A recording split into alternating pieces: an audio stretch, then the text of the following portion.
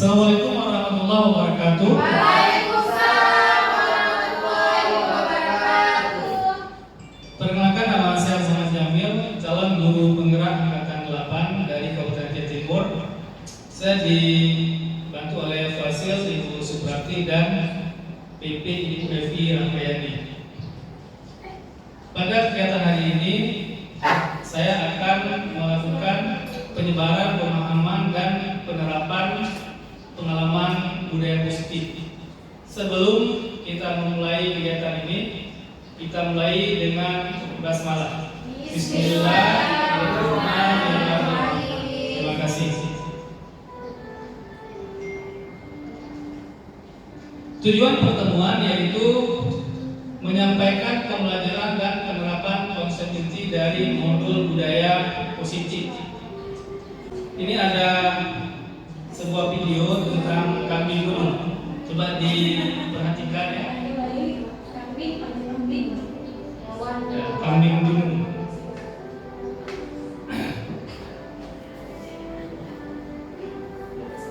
Ya, ini videonya.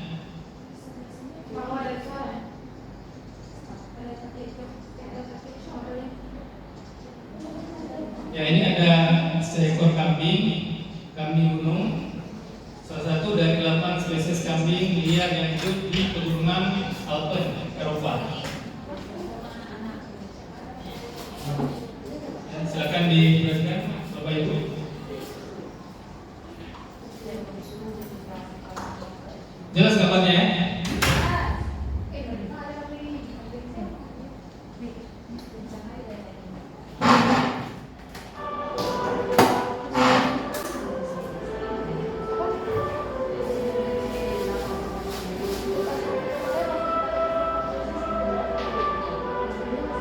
Ya, dia mendaki dengan begitu mudah. Ya, seperti yang perhatikan.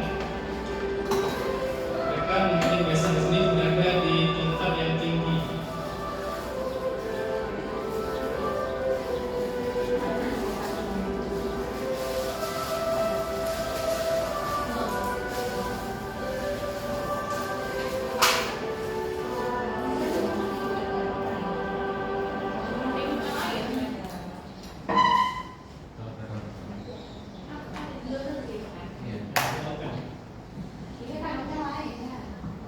Ya, coba diperhatikan aja dulu. Ya, mereka mempunyai buku yang terbelah dengan 2 jari. Ini dapat mereka untuk menjaga keseimbangan.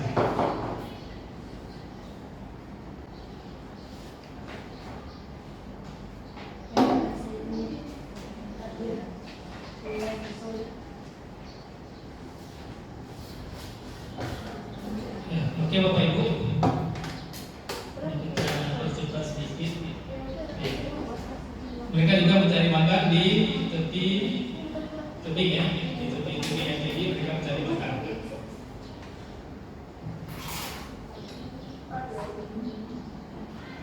Oke.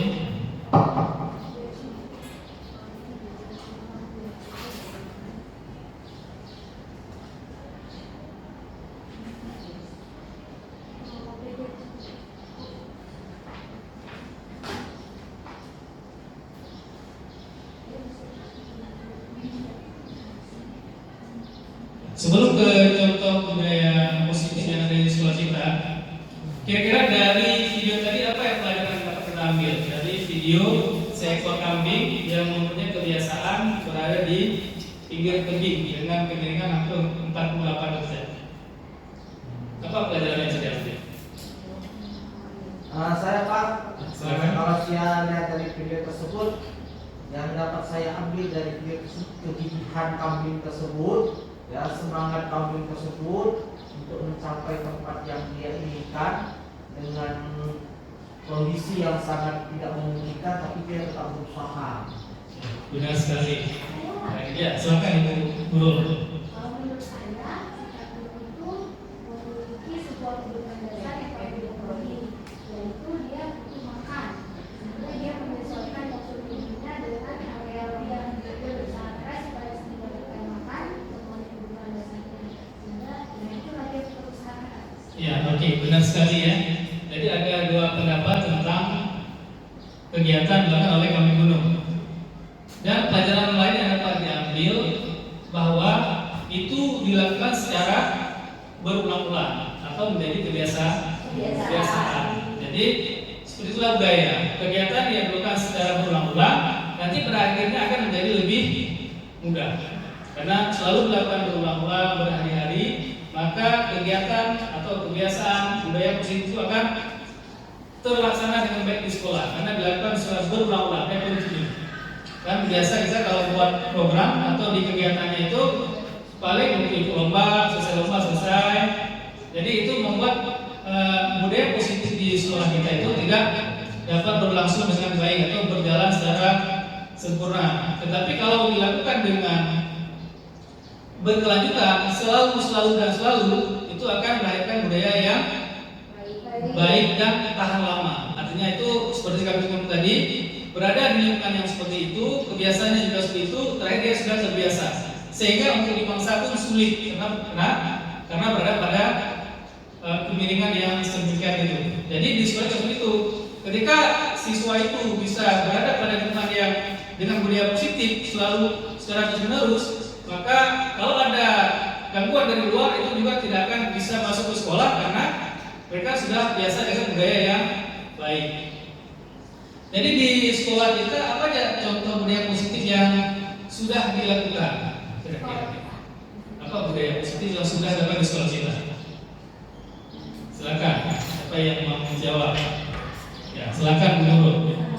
Budaya positif yang sudah dilakukan pertama ini ya yasinan setiap hari Jumat, budaya positifnya senyum salam ya gitu.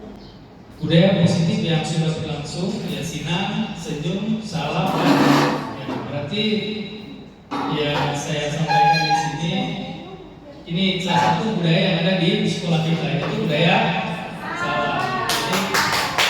Jadi ketika kita berjumpa dengan siswa, baik berjumpa dengan guru, kita selalu melakukan kegiatan salam. Salam ini juga sangat bermanfaat, di mana siswa itu kan tidak lari dari kita, pasti dia akan jumpa untuk salam. Jadi ketika dia jumpa salam, ada interaksi yang terjadi. Kita bisa menanyakan kabarnya seperti apa, bagaimana keadaannya, siap nggak di hari ini, apa masalah kendalanya, sehingga itu bisa memacu kita untuk interaksi dekat dengan siswa. Nanti siswanya ya aman sama kita, merasa nyaman. Kenapa? Karena setiap hari bersalaman.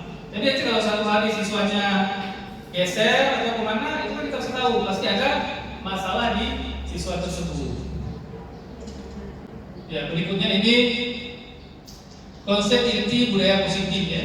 Ada perubahan paradigma pembelajaran, disiplin positif, nilai-nilai kebajikan, memotivasi perilaku manusia, hukuman dan penghargaan, kebutuhan dasar, keyakinan kelas,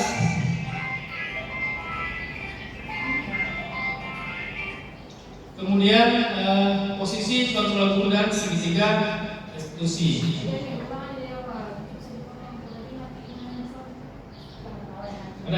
Kemudian pembelajaran dengan paradigma baru, paradigma pembelajaran yang dirancang berdasarkan prinsip pembelajaran berdiferensiasi. Harapannya peserta didik dapat belajar sesuai dengan kebutuhan yang berlandaskan profil pelajar Pancasila. Jadi di sini kita kan ada pergeseran paradigma. Kalau dulu semua kegiatan pembelajaran itu terpusat pada guru atau teacher center. Kalau sekarang harapannya adalah semua kegiatan pembelajaran itu terpusat pada student center atau berpusat pada murid, di mana muridnya yang lebih aktif daripada guru. Kalau dulu guru datang menggunakan metode ceramah dari pagi sampai pulang, kemudian CBSA datang itu sampai habis. Siswanya bingung, gurunya pening, pulang ke rumah sama-sama bosan. Besok mau sekolah lagi mikir, ini besok apa lagi cerita, apalagi yang dijelaskan seperti itu.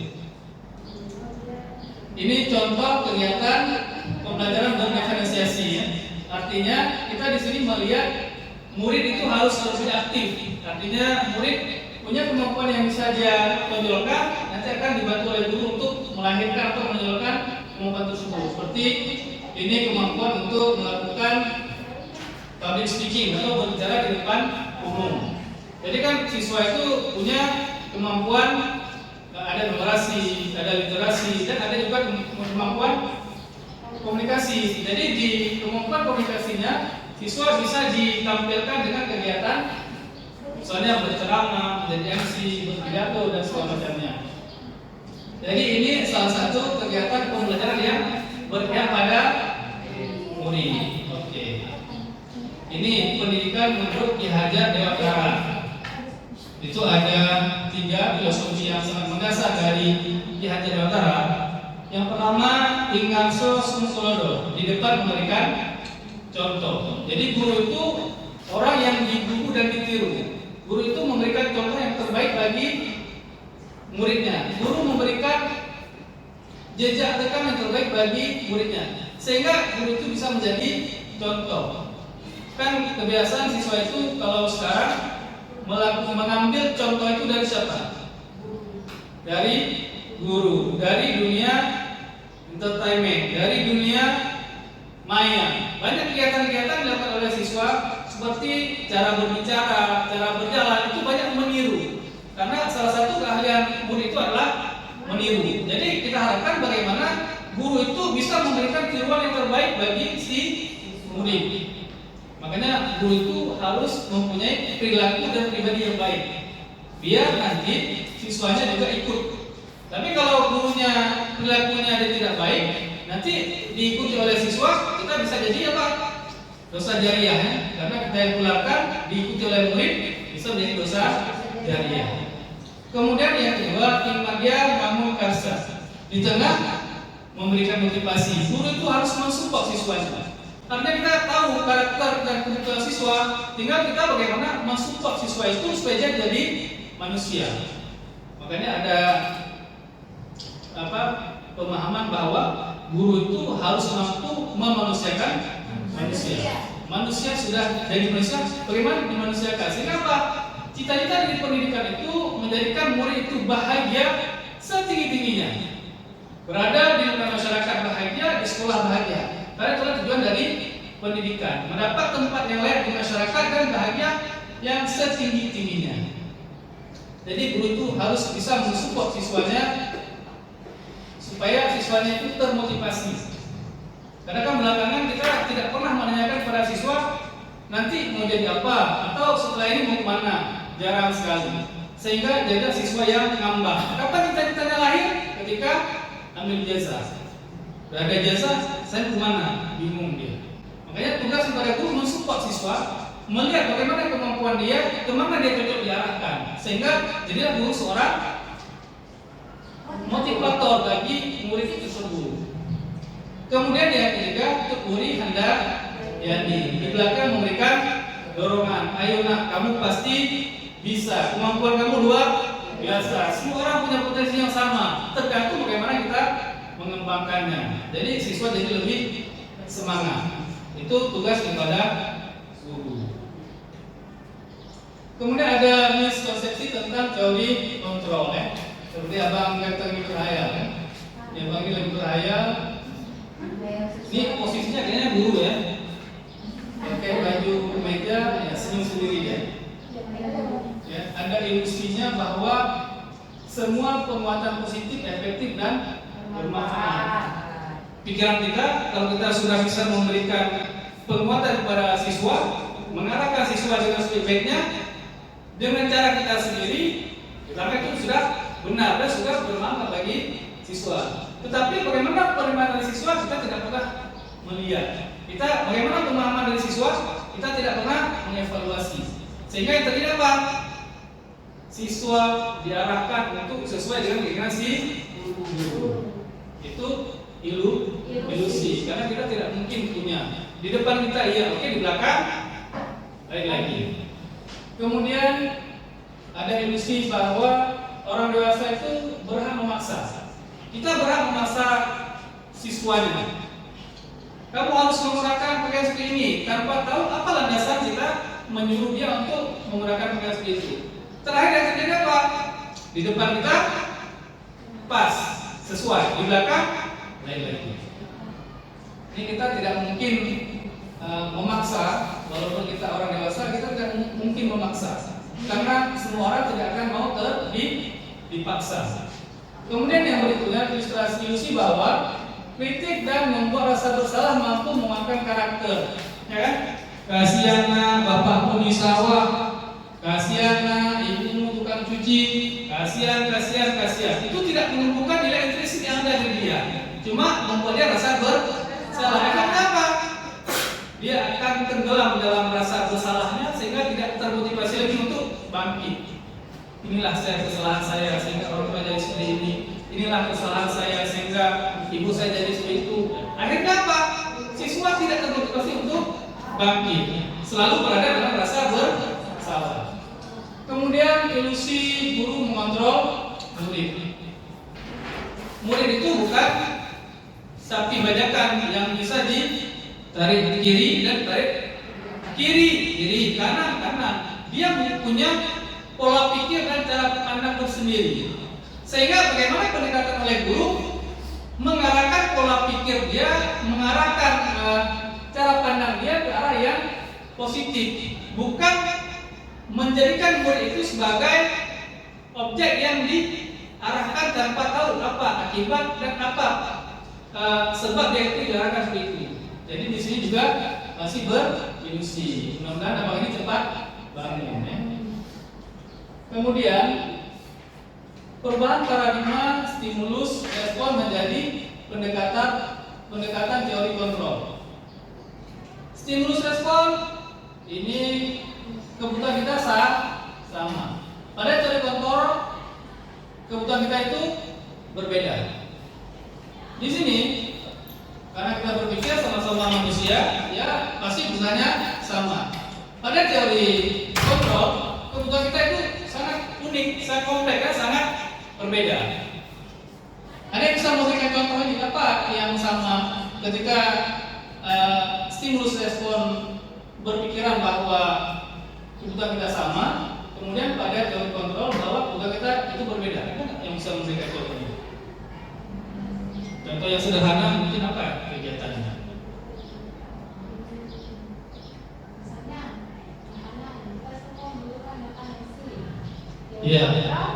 Padahal semua orang belum tentu suka makan nasi. Kadang ada yang suka roti, suka buah, tergantung diri dia sendiri memberi keputusan. Iya, pada teori respon, ketika orang lapar dia kira apa? Makan. Padahal di sini terlalu banyak pilihan untuk dimakan. Di Papua makan sagu, kita makan nasi di Aceh. Kemudian di Mesir makan roti.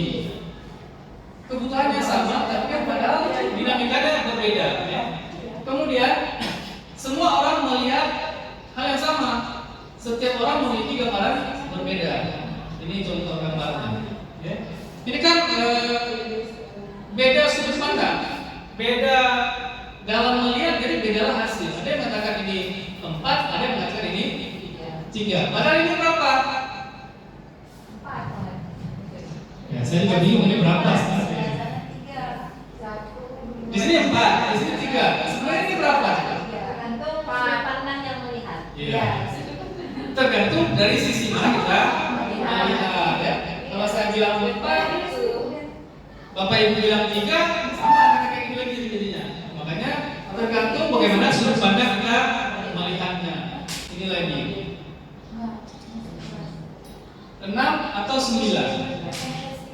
Kalau kita berada di sini berarti ini 6. Kalau ini berarti 9. Jadi cara pandang yang berbeda. Kemudian kita mencoba mengubah orang berpandangan sama dengan kita. Kita berusaha memahami pandangan orang lain tentang dunia. Jadi di sini masih cara pandang bagaimana di stimulus respon ini bahwa mencoba orang agar berpandangan sama dengan kita. Kemudian pada teori kontrol itu kita berusaha memahami pandangan orang lain tentang dunia. Tadi kita punya banyak sisi atau cara pandang yang berbeda sehingga akan melahirkan kesimpulan yang berbeda. Kemudian untuk perilaku buruk bila sebagai suatu kesalahan. Semua perilaku memiliki tujuan. Jadi apapun yang dilakukan oleh orang itu, oleh siswa kita, oleh murid kita, ada tujuannya. Ada yang sekedar ingin diperhatikan, ada yang sekedar ingin menunjukkan kemampuan dia, ada yang juga tidak punya kemampuan apa-apa agar dia diperhatikan. Kemudian orang lain bisa mengontrol saya pada stimulus respon. Pada teori kontrol hanya Anda yang bisa mengontrol diri sendiri. Sama seperti beberapa contoh yang diberikan bahwa ketika ada sesuatu yang diberikan, mau dibuka enggak? Terserah sama yang punya tangan. Kalau mau dibuka ya silakan, tidak dibuka juga tidak apa-apa. Tidak ada yang bisa memaksa, walaupun dengan memberikan hadiah, memberikan hukuman, kemudian akan ada hal-hal berikutnya, itu tidak bisa. Kenapa? Pada teori kontrol itu semua kontrol ada pada diri kita masing-masing. Kemudian saya bisa mengontrol orang lain pada stimulus respon. Kemudian pada teori kontrol Anda tidak bisa mengontrol orang lain. Jadi kita jangan pernah berilusi untuk bisa mengontrol orang lain. Itu tidak terjadi karena pada teori ini tidak bisa dikontrol orang lain. Kenapa orang lain tidak bisa dikontrol? Karena semua orang punya pemikiran dan sikap yang berbeda. Kemudian ada pemaksaan, ada pada saat rujukan gagal. Pemaksaan ada pada saat gagal, kemudian stimulus respon. Kemudian pada teori kontrol, kolaborasi dan konsensus menciptakan pilihan-pilihan baru. Jadi bagaimana kolaborasi ini dan konsensus bisa menciptakan pilihan-pilihan baru. Kalau ada pertanyaan, ya kan? Pilih warna merah atau warna hijau, seperti itu. Ada apa yang pilih? Ataunya itu bisa diapain ya? Merah atau hijau? Saya mau ataunya, atau yang lainnya, jangan atau hijau. Ataunya, atau merah, atau kuning, bisa dipersepsikan masing-masing. Jadi kita tidak bisa untuk melakukan rujukan kemaksaan. Jadi perlulah yang namanya kolaborasi. Pilih warna merah atau hijau. Kalau warna merah lebih kehidupan, adem, ayem, ya. Kemudian kalau warna merah berani. Kita mencoba mencari kesamaan dalam perbedaan. Bagaimana kita mencari kesamaan dalam perbedaan? Kita juga dari teori kontrol ini. Kemudian model berpikir menang kalah. Model berpikir menang pada teori kontrol. Kalau pada teori menang kalah, yang menang akan busung dada, yang kalah akan rendah diri. Kalau pada win-win solution ini, pada sama-sama menang, tidak ada yang merasa berbangga hati dan tidak ada yang merasa rendah hati. Apa contohnya coba? Ada yang bisa memberikan contoh? Apa contohnya? Untuk kegiatan untuk stimulus respon sama-sama menang nih, berpikir menang-menang atau win-win, tidak ada yang kalah. Apa contohnya? Ada yang bisa memberikan contohnya? Bagaimana contoh ini? Kita berpikir sama-sama menang. Stimulus respon, berarti diberi pasangan dan direspon. Ya. Kalau misalnya dia kasih soal, kalau jawabannya benar, berarti dia menang. Kalau dia kasih soal, jawabannya salah, berarti dia menang akan bangga, kalah akan bangga.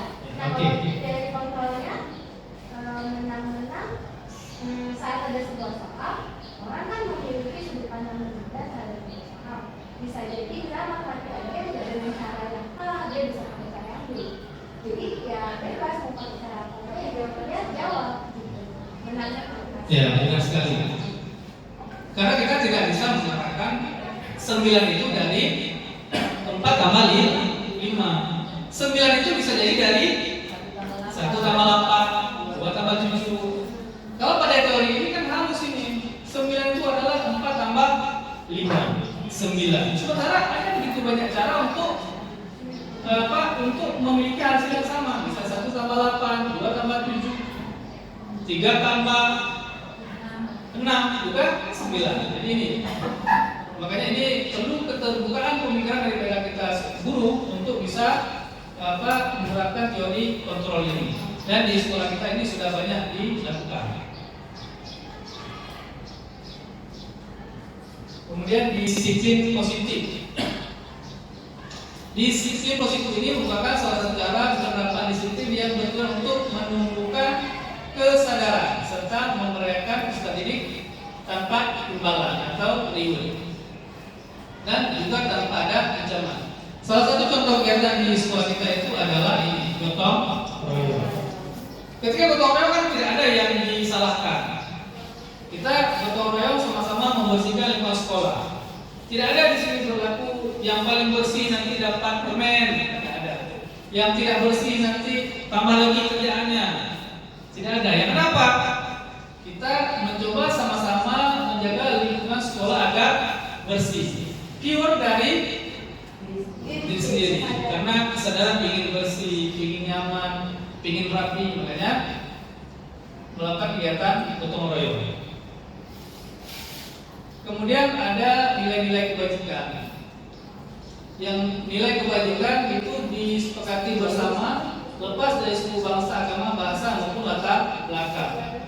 Ya, ada ini profil pelajar Pancasila, beriman, bertakwa pada yang Maha Esa, berakhlak mulia, berpendidikan global, gotong royong, mandiri, kreatif dan bernalar kritis. Ya. Contoh kegiatan di sekolah kita adalah berdiskusi kelompok. Jadi dalam kegiatan diskusi kelompok ini tidak ada yang ini kan sama-sama saling menghargai. Ketika kelompok ini presentasi atau maju, maka ini akan mendengar. Kemudian ketika dalam satu kelompok itu membuat jenis karya tersendiri, kelompoknya juga tidak menghalangi untuk kegiatan itu. Jadi itu kegiatan yang menunjukkan adanya nilai-nilai kebajikan. Ya. Ada contoh lain kira-kira Bapak Ibu, nilai-nilai kebajikan yang ada di sekolah kita. Ada contoh lain lagi? Apa kira-kira contoh nilai-nilai kebajikan yang ada di sekolah kita?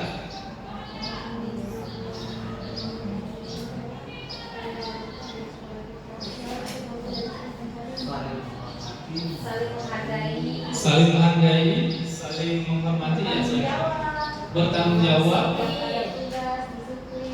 disiplin tepat waktu dalam menyelesaikan tugas. Ya.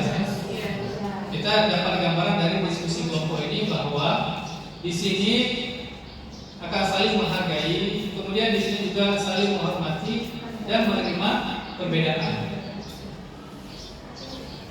Kemudian ada kebutuhan dasar manusia, kebutuhan yang harus dimiliki oleh manusia itu ada bertahan hidup. Ini makan ya, bertahan hidup. Kalau di sekolah kita kan ada yang namanya apa? Kantin ya. Jadi kalau siswanya lapar, sekolah juga menyediakan kantin sehingga siswanya bisa makan dan tetap hidup. Tapi nanti pulang ke sekolah, nah ini gara-gara tidak ada tempat makan. Kemudian yang kedua, kasih sayang dan rasa diterima. Apa yang dilakukan oleh kita selama ini sehingga mereka itu merasa diterima dan mendapat kasih sayang dari kita semua dulu. Apa contoh kegiatannya?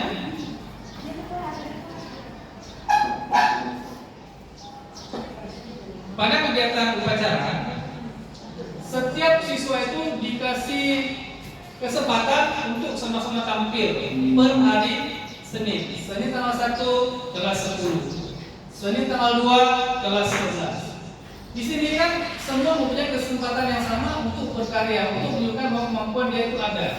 Jadi di kegiatan upacara itu terlihat bahwa semua siswa kita di sini merasa diterima, melakukan kerja sama dan menjadi bagian dalam kelompok kegiatan upacara bendera.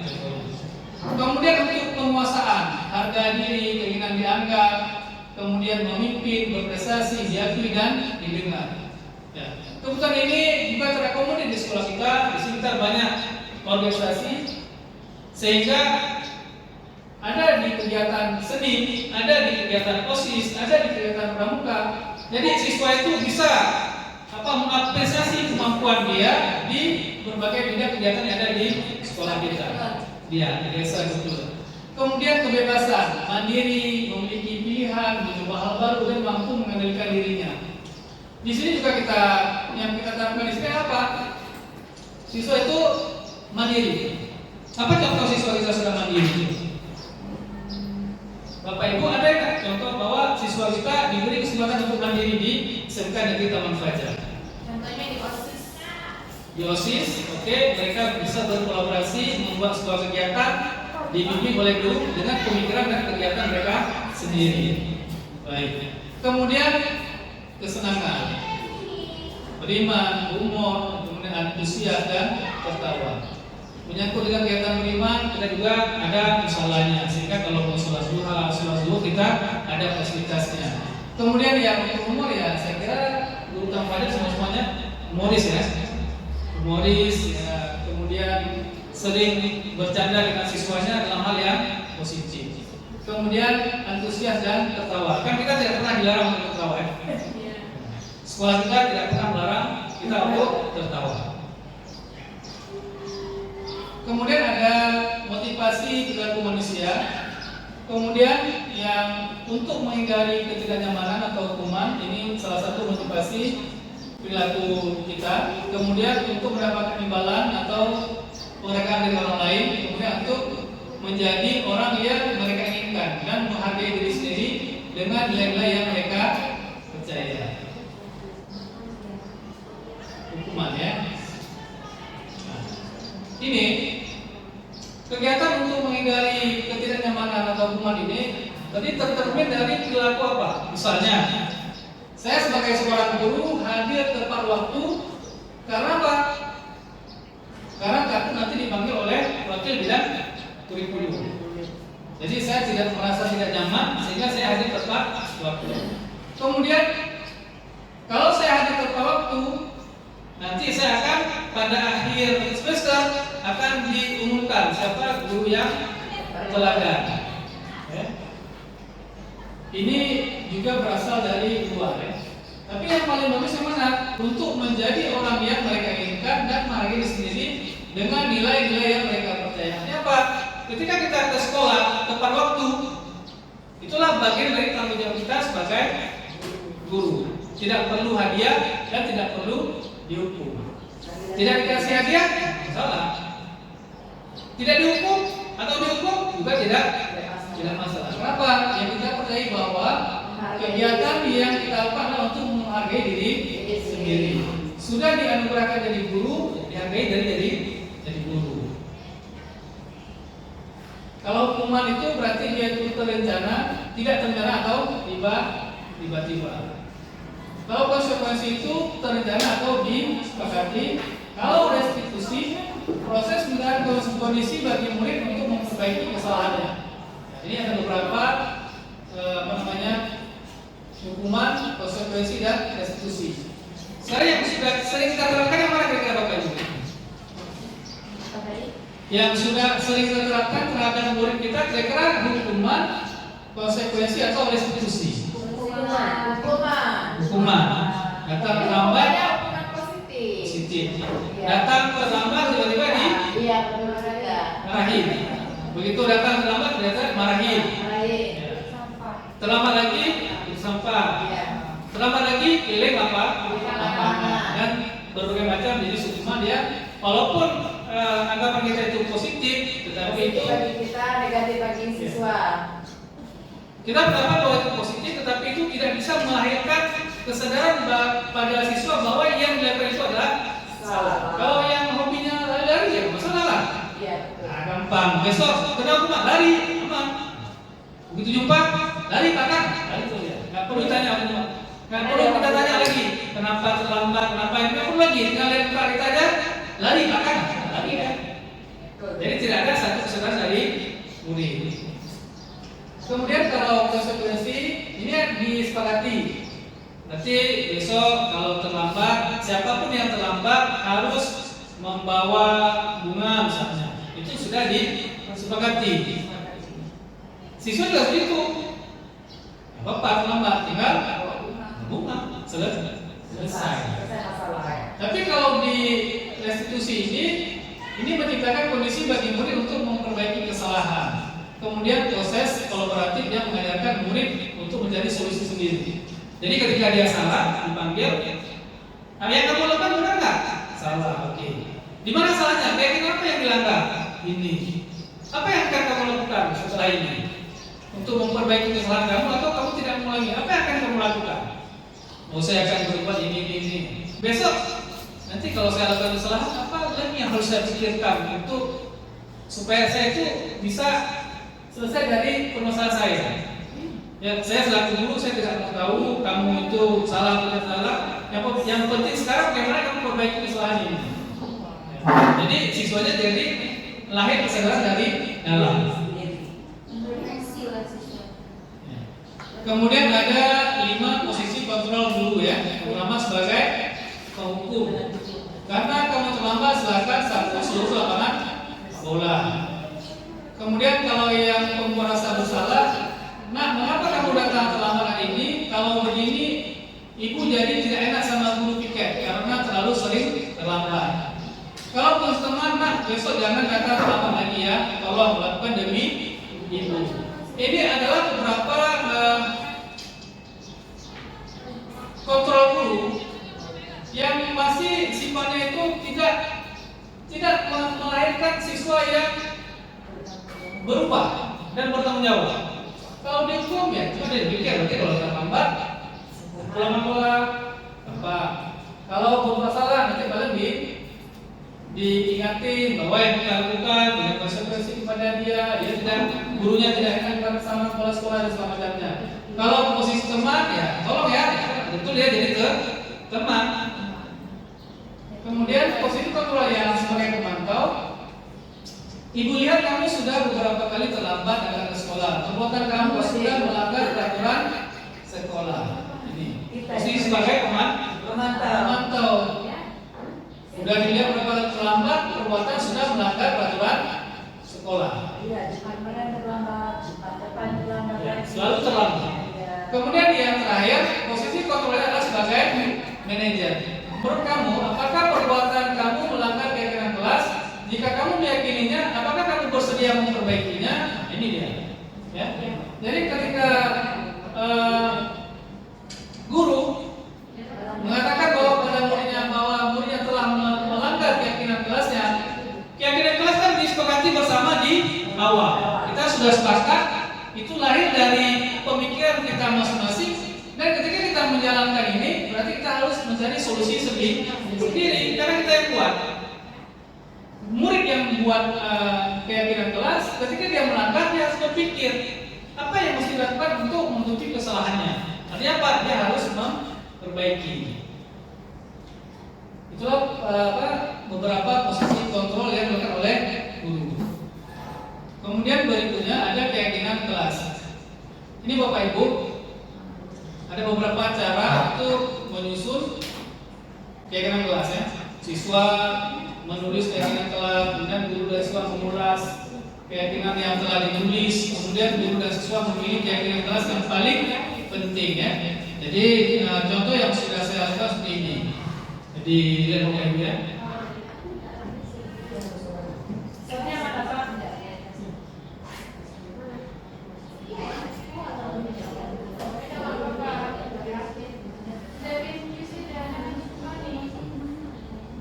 Ini contoh kegiatan penyusunan disiplin kelas atau keyakinan kelas.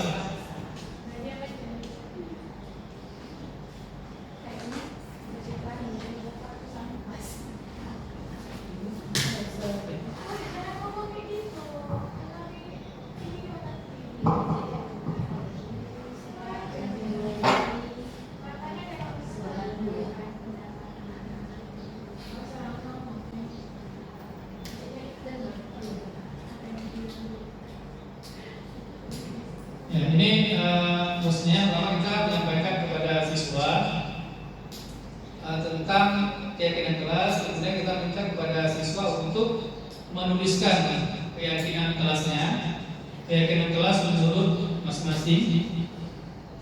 Jadi setiap siswa itu menulis sendiri keyakinan kelasnya.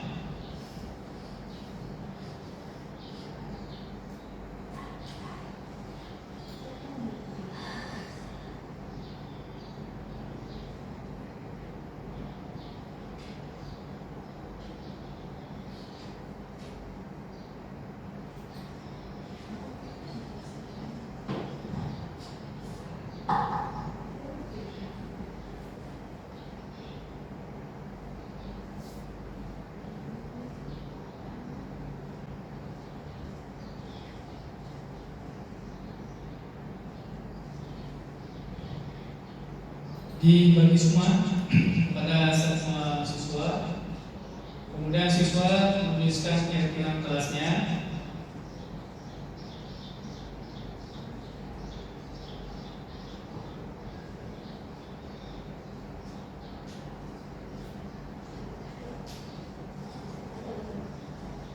Kemudian siswa menempel di papan tulis ya keyakinan kelas yang sudah dibuat tadi. Itu proses penempelan keyakinan kelas. Jadi keyakinan kelas ditempel oleh setiap siswa. Kemudian kita menghitung nanti berapa jumlah tempelannya sesuai dengan jumlah siswa. Jadi kalau tidak sesuai berarti ada siswa yang tidak menuliskan keyakinan kelas. Jadi kalau jumlahnya sudah pas, baru kita buat rumus saja. Kita klasifikasikan, misalnya ada yang disiplin, berapa orang yang disiplin, berapa orang yang menuliskan tata krama seperti itu. Kemudian kita rangkum.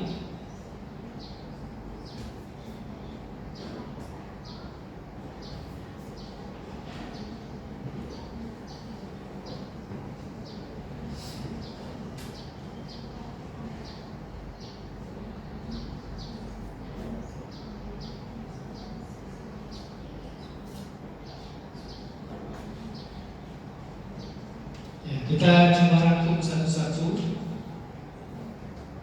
keyakinan kelas yang sudah disepakati oleh siswa.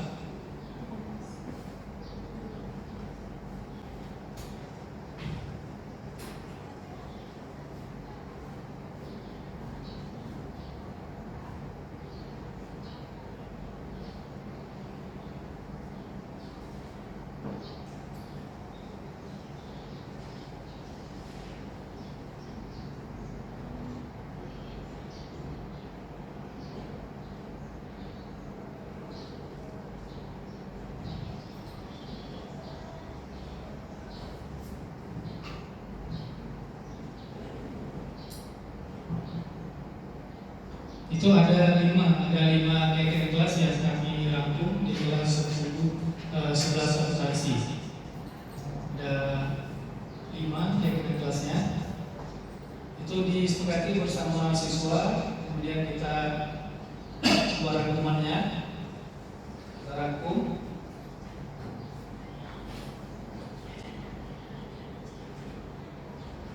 Ya, habis itu aja.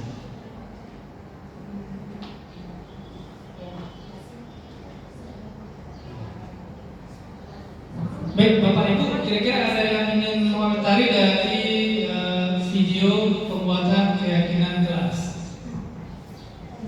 Ya, silakan. Ada masukan atau ada mungkin feedback yang berbalik terhadap video keyakinan kelas yang saya buat bersama kelas 11 silakan Ibu. Jadi Pak, biasanya kan kita buatnya kesepakatan kelas. Jadi kayak asli udah kayak asli itu dengan kata-kata keyakinan itu maksudnya apa ya Pak ya? Kok beda? Ya, terima kasih Ibu Nurul. Jadi biasa kan dengarnya peraturan kelas. Peraturan kelas kan berarti kita cuma menjabarkan aturan yang sudah ada di sekolah, kemudian kita teruskan ke siswa. Ada peraturan yang sudah dibuat oleh sekolah, kemudian kita turunkan peraturan itu ke murid atau ke siswa. Pada keyakinan kelas itu kita sama-sama meyakini kira-kira apa yang ingin kita lakukan di kelas. Artinya itu berasal dari dalam diri siswa sendiri. Misalnya ingin disiplin, itu yang ingin disiplin adalah siswa, bukan sekolahnya. Jadi misalnya ingin saling menghormati, berarti yang saling menghormati itu siswa. Itu berasal dari keinginan siswa masing-masing. Jadi ketika mereka melanggar, nanti mereka akan melakukan restitusi sendiri. Kita akan melakukan restitusi terhadap keyakinan kelas yang sudah disepakati. Kalau peraturan begitu melanggar, berarti dia akan terkena sanksi atau hukuman. Tetapi kalau pada keyakinan kelas tidak ada sanksi, tidak ada hukuman, tapi kembali ke kesadaran masing-masing. Kenapa? Yang sesuatu yang sudah diyakini dilanggar, sesuatu yang sudah diyakini tidak diindahkan, itu akan kembali lagi kepada siswa itu sendiri, sehingga dia akan berpikir bagaimana memperbaiki bagaimana dia memperbaiki keyakinan yang sudah dilanggar tersebut. Jadi ada keinginan dari dalam siswa untuk lebih baik, begitu. Kalau dilanggar, ada nggak konsekuensinya kalau dari buat misalnya itu kan peraturan di kelas ya, mereka sendiri yang minta gitu. Nah, ketika mereka melakukan ada kesalahan yang mereka sudah keputusan bersama ini, apakah yang konsekuensinya gitu? Ya baik Bu. Untuk keyakinan kelas di sini kita tidak ada konsekuensi, tetapi nanti kita akan panggil siswanya yang melakukan pelanggaran terhadap keyakinan kelas. Keyakinan kelas kan yang kita sepakati, ini kita tinggal restitusi. Tadi kita tanyakan, nah ini kan kamu melakukan kesalahan ini misalnya. Semua orang pasti pernah melakukan kesalahan. Kenapa? Apa alasannya kamu melakukan kesalahan ini? Jika anak-anak akan jawab, saya melakukan kesalahan ini karena ini. Oke, baiklah. Sekarang keyakinan kelas mana yang sudah kamu lakukan? Misalnya dia datang tidak tepat waktu, terlambat. Keyakinan kelas apa yang sudah kamu lakukan? Terlambat. Oke, bagaimana cara kamu memperbaiki? Nanti anak-anak akan berpikir bagaimana dia memperbaiki kembali tindakan dia yang salah. Dia tidak mendapat hukuman, tapi dia disadarkan kembali terhadap keyakinan yang sudah disepakati. Artinya balikan ke siswa itu sendiri. Iya, balikan lagi ke siswanya. Bagaimana dia memperbaiki sebuah kesalahan terhadap keyakinan yang sudah dibuat. Nah, misalnya besok dia melakukan lagi gitu loh. Kita restitusi lagi sampai dia benar-benar sadar.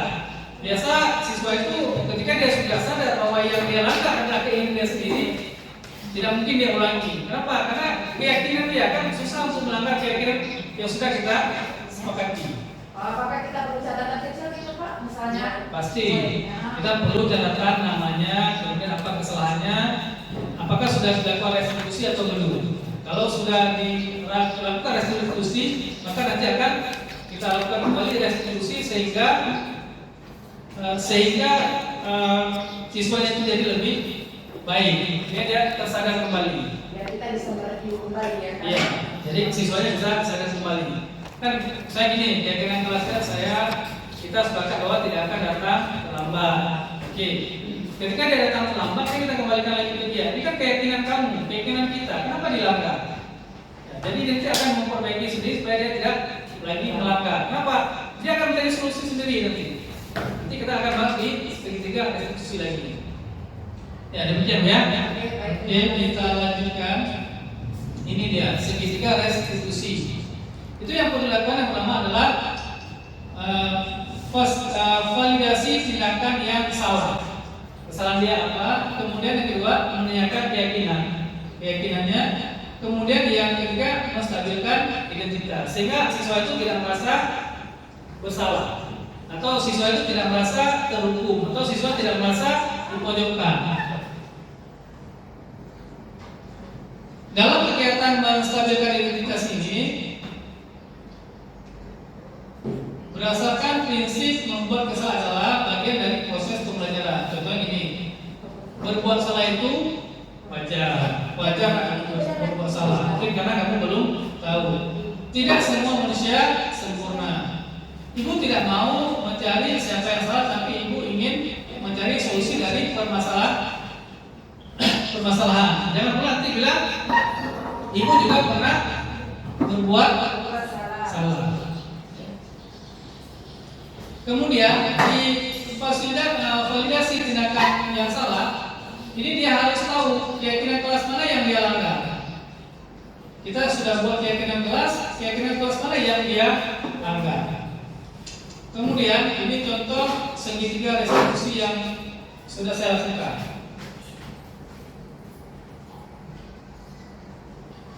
Nah, ini kegiatan restitusi yang sudah saya lakukan, silakan disimak baik-baik.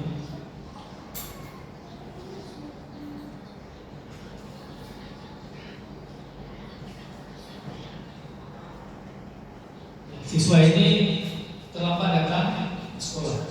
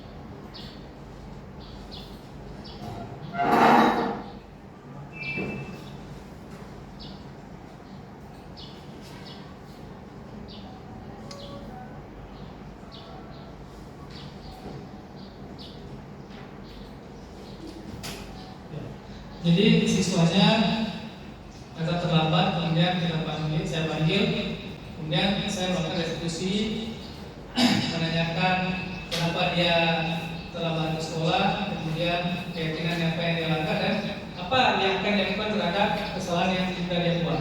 Kemudian saya akhirnya dengan salah. Ya. Nah, sekarang ini masalahnya berbeda.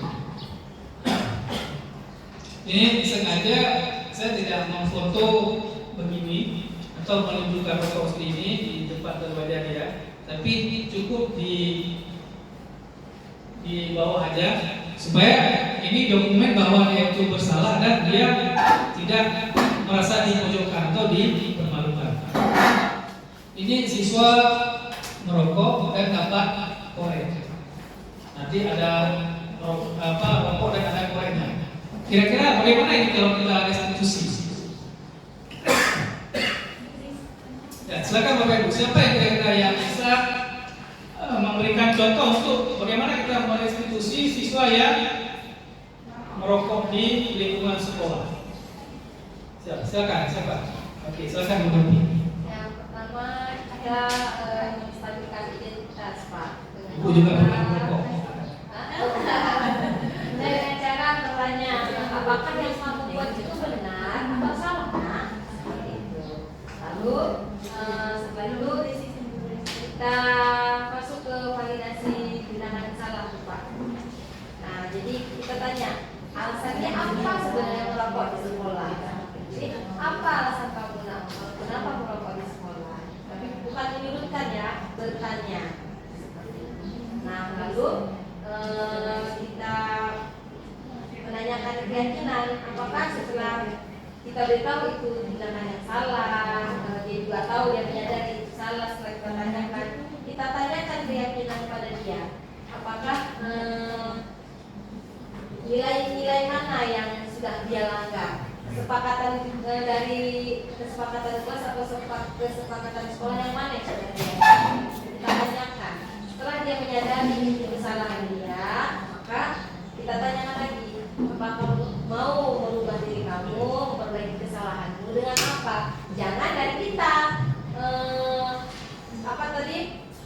perintah untuk menyadarkan dirinya, tapi dia sendiri yang memberi keyakinan dari dirinya bahwasanya saya tidak akan mengulangi lagi, Pak. Saya akan berusaha untuk melarang teman-teman saya misalnya merokok di sekolah. Bagus sekali. Apa? Kita untuk kami. Baik, terima kasih. Inilah yang dapat saya sampaikan kepada Bapak Ibu semua. Semoga dapat diambil pelajaran untuk melakukan kegiatan-kegiatan budaya positif di lingkungan sekolah. Demikian, saya pamit undur diri. Terima kasih atas segala perhatiannya. Mohon maaf atas segala kekurangan. Saya akhiri. Assalamualaikum warahmatullahi wabarakatuh.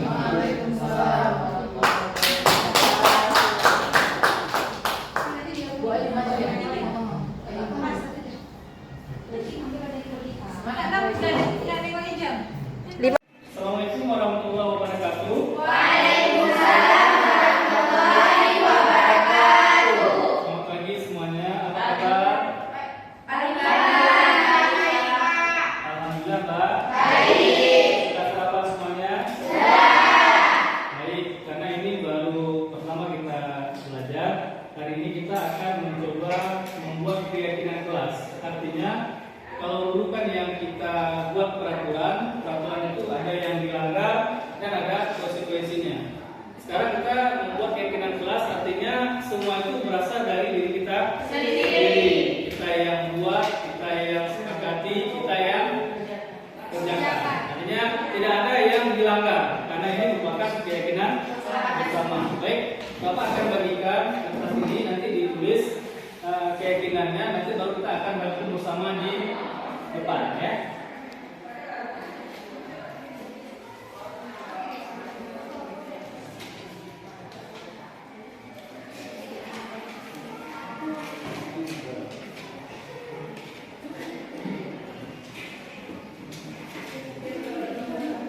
Oke, silakan ditulis ya dengan bahasa puisi.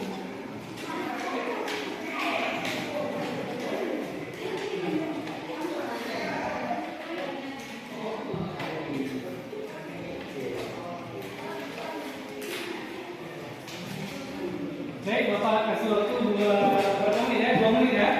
2 menit untuk menuliskan keyakinan kelasnya. Kalau sudah selesai boleh ditempelkan. Siapa yang sudah selesai boleh ditempelkan ke papan tulis. Oke, silakan ya. Silakan ditempelkan ke papan tulis.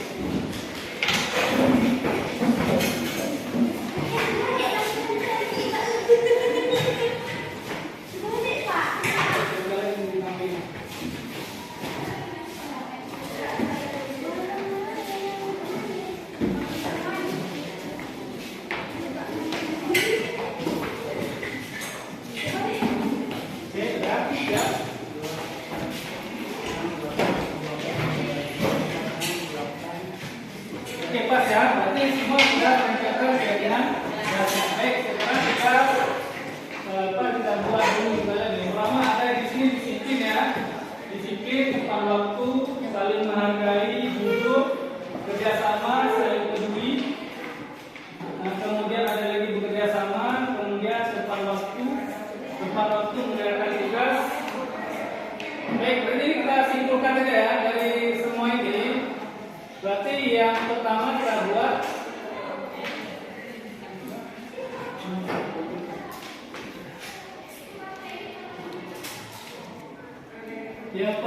berarti kita kan sama ya, ada yang bekerja sama. Berarti ya, kita ambil 1 bekerja sama. Ini menjaga kebersihan kelas ya.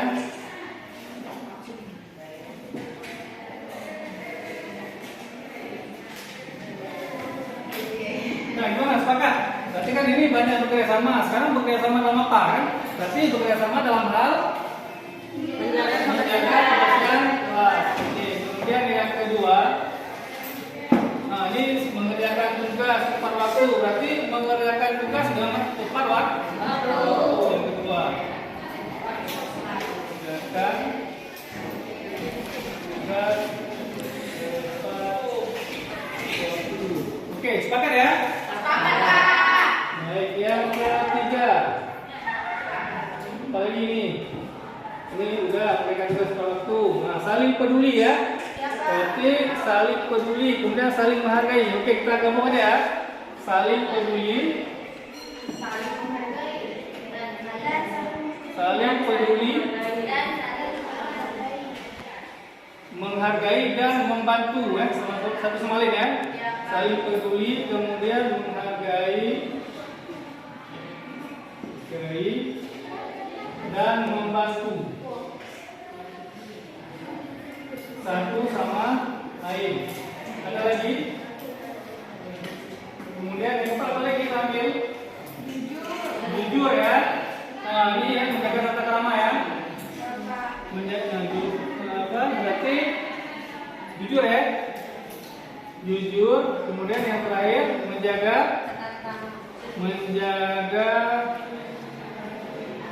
tata krama dan etika. Boleh tambahkan di sekolah ya. Baik, ini kita udah dapatkan keyakinan. Berarti keyakinan kelas itu kita buat sendiri, kemudian kita jalankan sendiri ya, tanpa mengharapkan ada imbalan atau ada hukuman. Jadi inilah kesepakatan kita. Nanti kita akan melaksanakan. Berarti kita di sini bekerja sama dalam menguruskan kelas, kemudian mengerjakan tugas tepat waktu, saling peduli, menghargai dan membantu satu sama lain, jujur, menjaga tata krama dan etika di sekolah ya, di kelas dan di sekolah. Oke, sepakat ya? Tepuk tangan dulu untuk ini. Baik, terima kasih karena kita sama-sama udah membuat keyakinan kelas, mudah-mudahan dapat dijalankan dengan sebaik-baiknya. Ya, sekarang terima kasih atas perhatiannya. Saya ucapkan semoga kita semua bisa menjalankan keyakinan kelas ini dan kita bisa jadi lebih baik pada yang kemarin ya. Saya akhiri. Assalamualaikum warahmatullahi wabarakatuh. Sinta, apa kabar? Alhamdulillah baik, Pak. Sinta tahu nggak kenapa Bapak panggil? Enggak, Pak. Nggak tahu. Jadi kan Bapak dapat laporan sebagai wali kelas Sinta. Bapak dapat laporan dari guru kalau Sinta itu tidak menggunakan sepatu ketika ke sekolah. Nah, kenapa Sinta tidak pakai sepatu, masih pakai sandal? Kemarin Pak, Sinta pulangnya kehujanan, jadi sepatunya basah Pak. Pulang kehujanan, kemudian sepatu basah. Kira-kira Sinta kan tidak mengikuti peraturan atau keyakinan yang sudah kita sepakati. Artinya kan kalau sekolah itu menggunakan sepatu warna hitam. Kira-kira keyakinan kelas apa yang Sinta langgar? Kedisiplinan dalam berpakaian. Ya, berarti Sinta tidak disiplin dalam berpakaian. Nanti kan siapapun kadang-kadang ketika ada masalah juga akan melakukan hal yang sama, yang penting hanya ke sekolah. Kira-kira mau Sinta memperbaiki ke depannya? Mau Pak. Gimana caranya Sinta memperbaiki supaya tidak lagi menggunakan sendal ke sekolah? Sinta akan berusaha untuk melakukan apapun agar sepatu Sinta kering, dan kemarin Sinta tidak berusaha karena ya sesimpel itu untuk pakai sandal Pak. Oh ya, gitu. Baik. Nanti ke depannya kalau sepatunya basah dikeringin, atau ketika pulang sepatunya basah nanti langsung dikeringin, bisa digunakan handuk atau segala macamnya. Yang penting tidak boleh lagi diulangi. Ya Pak. Ya, kira-kira Sinta mengerti kesalahan daripada Sinta. Mengerti Pak, saya berjanji tidak akan mengulanginya lagi. Oke, baik. Terima kasih ya. Ya Pak. Ya, semoga nanti tidak kehujanan lagi sehingga Sinta ke sekolah tidak lagi menggunakan sandal. Ya Pak. Ya, baik. Terima kasih Sinta udah ada datang waktu Bapak panggil. Semoga depannya Sinta bisa jadi lebih baik lagi ya. Ya Pak, terima kasih juga atas nasihatnya Pak. Sinta. Ya, silakan. Assalamualaikum warahmatullahi wabarakatuh. Perkenalkan, nama saya Siti Nurhalifah dari jurusan akuntansi. Saya akan memberikan testimoni keyakinan kelas yang telah kami buat bersama dan kami sepakati bersama. Nah, setelah membuat testimoni atau keyakinan kelas, kami menjadi paham tentang perilaku positif yang harus kami jalankan di kelas dengan seserius mungkin. Semoga ini dapat berjalan sesuai rencana dan dengan baik. Baik, sekian dari saya. Assalamualaikum warahmatullahi wabarakatuh. Assalamualaikum warahmatullahi wabarakatuh.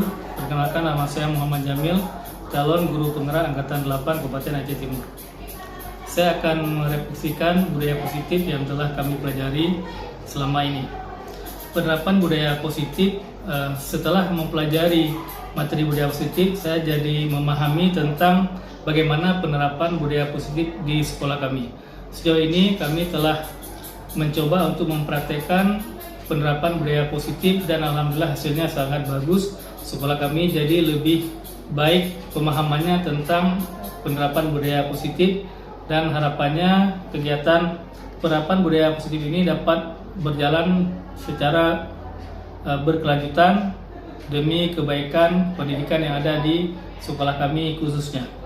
Demikian refleksi dari saya. Saya akhiri. Assalamualaikum warahmatullahi wabarakatuh.